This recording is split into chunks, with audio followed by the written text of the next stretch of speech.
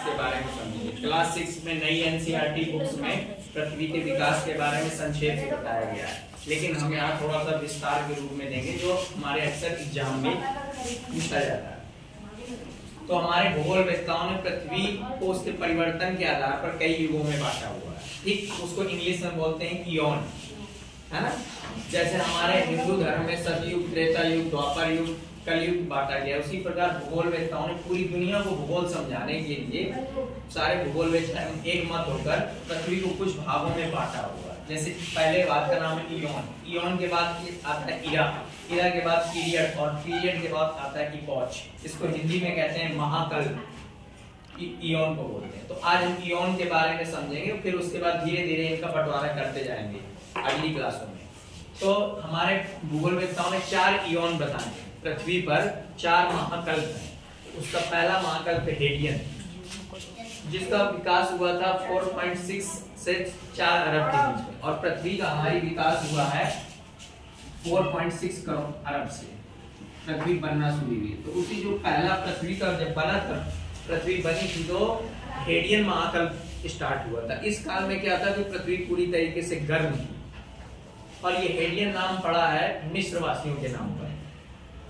इसके बाद अगला महाकल्प आता है आर्कियन महाकल्प, आर्कियन महाकल्प, फिर इसके बाद प्रोटोजोइक महाकल्प और फेनेरोजोइक महाकल्प। तो ये जो 3 महाकल्प हैं, पूरी पृथ्वी का उसमें 88% हिस्सा पाया जाता है।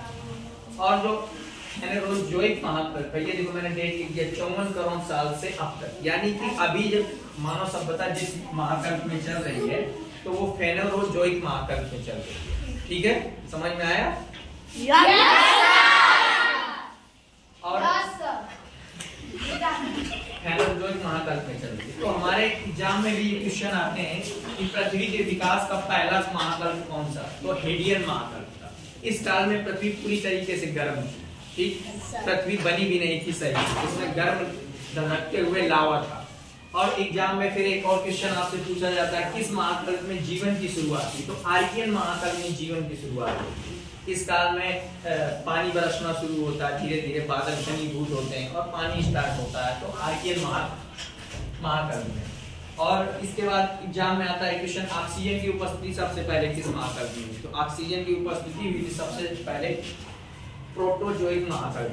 तो इस काल में ऑक्सीजन बनी और आर्कियन युग में जीवन शुरू हुआ। तो जो बिना ऑक्सीजन वाले जंतु थे वो उन्होंने जन्म लिया, और जैसे ऑक्सीजन बनी तो ये जो बिना ऑक्सीजन के जो जीव जंतु रहते थे वो मर गए, और फिर ऑक्सीजन वाले जीव जंतु बनना शुरू हो गए। और आज भी ऑक्सीजन वाले जीव जंतु ही पाए जाते हैं। आया समझ में?